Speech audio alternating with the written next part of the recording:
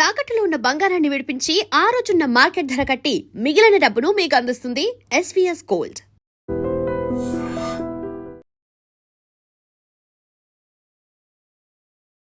నమస్కారం, welcome to iDream. ధర్మ మార్గం విత్ విజిత కార్యక్రమానికి స్వాగతం.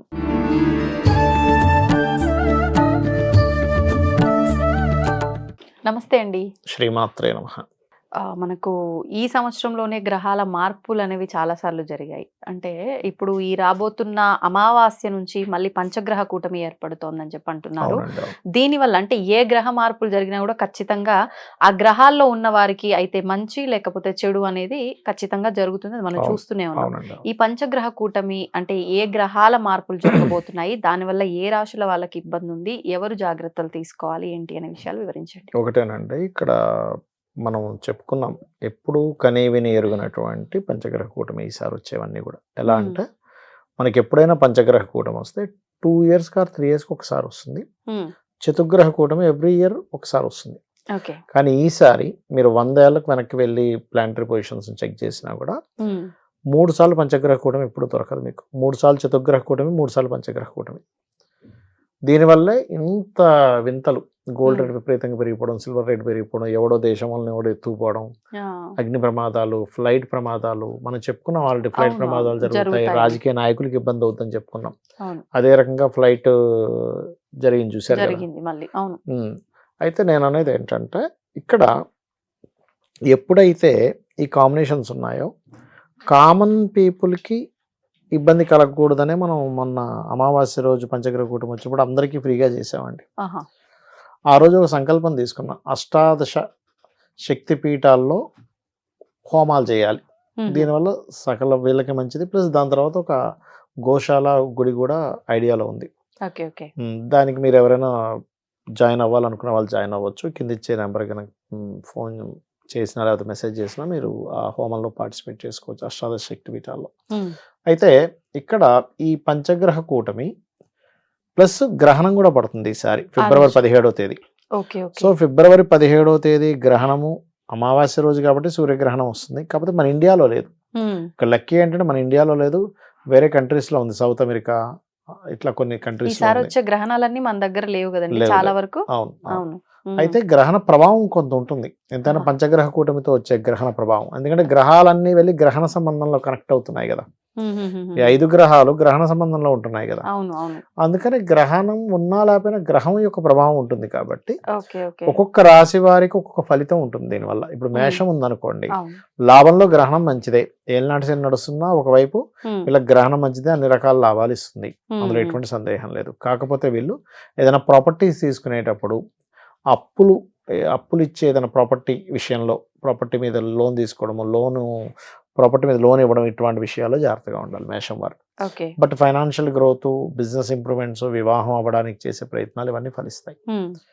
వృషభం వారికి కెరియర్ గ్రోత్ ఉంటుంది. దశమంలో గ్రహణం, దశమంలో పంచగ్రహ కూటమి కాబట్టి.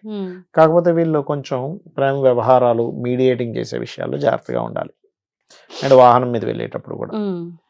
మిథునం వారు ఫైనాన్షియల్ మ్యాటర్స్ విషయంలో జాగ్రత్తగా ఉండాలి. ధనం ఎవరికైనా మనీ అంటే ఏదైనా ప్రాపర్టీ కొనడం కోసం ధనం ఇచ్చే విషయంలో జాగ్రత్తగా ఉండాలి.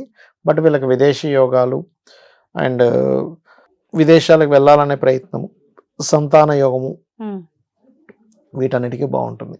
కాకపోతే మిథునం వారికి మాత్రం భాగ్యంలో రాహు కాబట్టి, భాగ్యంలో గ్రహణం కాబట్టి విదేశాల్లో ఉండే వాళ్ళు కొంత గ్రహణ శాంతి, గ్రహణం తర్వాత ఇచ్చే దానాలు ఇచ్చుకోవాలి. కర్కాటకం వారు పర్టికులర్గా వీళ్ళు హెల్త్ విషయంలో జాగ్రత్తగా ఉండాలండి. Health point of view. And ఎక్కడైనా మనం ఒక్కోసారి కొంతమందికి అప్పులు ఇప్పించేటప్పుడు మధ్యవర్తిగా వెళ్ళి సంతకం పెడుతుంటారు, ఇది అస్సలు చేయకూడదు. సింహం వారికి, కాకపోతే కర్కాటకం వారికి రీసెర్చెస్ బాగా పనిచేస్తాయి. ఇలాంటివి బాగా అంటే రీసెర్చెస్ లేకపోతే పిహెచ్డీస్ చేయడానికి చాలా బాగుంటుంది. సింహం వారికి గనక చూసుకుంటే సప్తమంలో అధిక గ్రహాలు కాబట్టి గ్రహణం పడుతుంది కాబట్టి సంబంధాలు బోల్డ్ అని సంబంధాలు వస్తాయి. పార్ట్నర్స్ కూడా విదేశీ సంబంధించిన పార్ట్నర్స్ వచ్చి కనెక్ట్ అవుతూ ఉంటారు. కాకపోతే ఏంటంటే సప్తమ స్థానంలో గ్రహణం పడుతున్నందుకు కొంచెం వివాహం ఎంపిక చేసుకునే విషయంలో కొంచెం చూసుకొని చేసుకోవాలి. అండ్ వీళ్ళకి ఉద్యోగ సంబంధించిన విషయాల్లోని, వ్యాపార సంబంధించిన విషయాల్లో అభివృద్ధి ఉంటుంది, ప్రాపర్టీస్ కొనుగోలు చేస్తారు, ఇవన్నీ ఉంటాయి.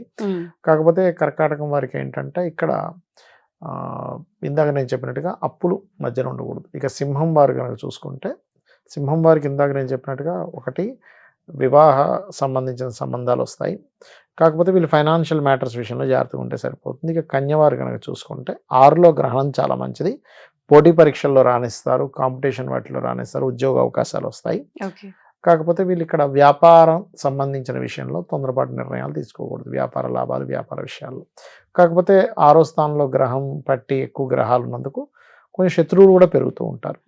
తులవారికి గనక చూసుకుంటే ఉద్యోగ వ్యవహారాల విషయంలో జాగ్రత్తగా ఉండాలి. కాబట్టి తులవారికి కూడా 5వ స్థానంలో గ్రహణం కాబట్టి కోణ స్థానంలో ఏర్పడుతున్నందుకు కొంచెం ఇక్కడ పర్టికులర్గా ఏంటంటే మనకి తెలియకుండానే కొన్ని, అంటే ఎలా అంటే ఇప్పుడు చూడండి, ఒక్కోసారి గ్రహణ సంబంధించినటువంటి విషయంలో వీళ్ళు సంతానం, కొంతమందికి చూడండి గ్రహణం సమయంలో గర్భవతులు జాగ్రత్తగా ఉండాలంట, తులవారు జాగ్రత్తగా ఉండాలి. అండ్ వీళ్ళకి కూడా కొంత వివాహ సంబంధించిన విషయాలు అది బాగా కుదురుతాయి. కాబట్టి జాబ్ విషయంలో విదేశాల్లో జాబ్ చేసే వాళ్ళకి కొంత మార్పులు, డిస్టర్బెన్స్ ఉంటుంది.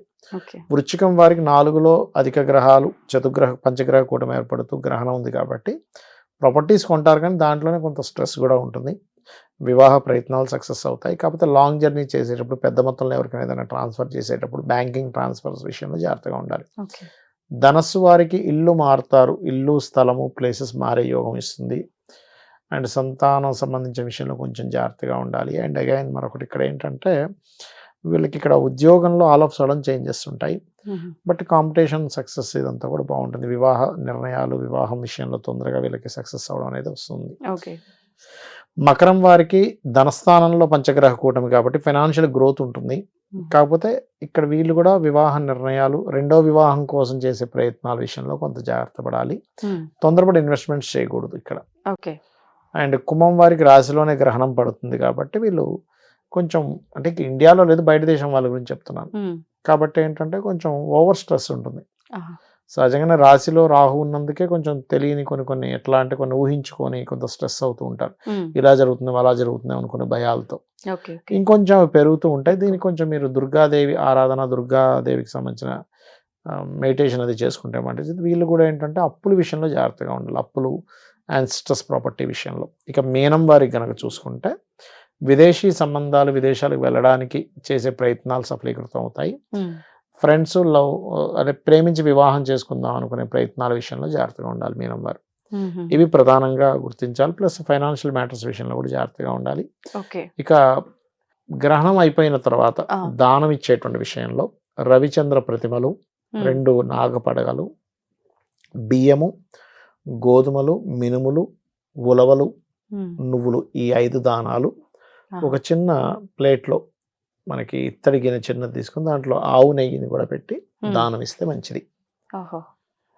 ఈ గ్రహణ ప్రభావం గ్రహణం రోజు నుంచి అంటే 17th నుంచి ఆల్మోస్ట్ 40 days ఉంటుందండి గ్రహణ ప్రభావం ఎప్పుడు కూడా. సో ఈ 40 days ఈ విషయాల్లో ఈ రాసుల వాళ్ళు జాగ్రత్త తీసుకోవాలి ఖచ్చితంగా. అయితే ఈ గ్రహణ సమయంలోనే మనం కామాఖ్యలో హోమం చేస్తున్నాం. 3 రోజులు ఉంటుంది. మొదటి రోజు గణపతి లలిత, రెండో రోజు నవగ్రహ హోమము, మూడో రోజు ఏమో చండీ హోమం ఉంటుంది. ఎవరైనా పార్టిసిపేట్ చేసుకోవాలనుకుంటే కనుక వాళ్ళు సంప్రదిస్తే కనుక వాళ్ళ గోత్రనామాలు పంపిస్తే పార్టిసిపేట్ చేయొచ్చు వాళ్ళు. అందుకే స్టార్టింగ్ మనం జనవరి మాసంలో వచ్చినప్పుడు అమావాస్య పాపం అందరూ పార్టిసిపేట్ చేయలేరు, అందరికీ ఫ్రీగా చేసాం, 1000 మంది దాకా ఫ్రీగా చేసాం లాస్ట్ టైం. అంటే ఈసారి కూడా అట్లా ఎవరైనా అంటే గ్రహణ ప్రభావం వల్ల నెగటివ్ ఎఫెక్ట్ తగ్గడానికి ఇదంతా కూడా. ఏల్నాటి శని నడుస్తుంది, వాళ్ళకి పనిచేస్తుంది. రాహు మహర్దశ లేకపోతే కొంత బ్యాడ్ టైం నడుస్తుంది. ఏంటంటే క్షేత్రంలో శక్తిపీఠాల్లో చేసేది ఒకసారి చేస్తే 1000 సార్లు ఫలితం వస్తుంది. అందులో మరలా మీకు గ్రహణ సమయంలో చేస్తే ఇంకో 1000 రెట్ల ఫలితం వస్తుంది. ధన్యవాదాలు. శ్రీమాత్రే నమః. తవ్వుతూనే శివలింగం సరే దాన్ని అట్లా కప్పేసేయండి, చూపించదండి. Krishna is there. మూర్తి పూజ కాదు, సాక్షాత్ బ్రజేంద్ర నందన భగవాన్ ఉన్నారు మూర్తిలో. ఏమీ ఆశించకుండా ఆరాధించే వాళ్ళు కూడా ఉన్నారా ప్రభుజీ? నిజమైన భక్తి అంటే మనకు తెలియదు కాబట్టి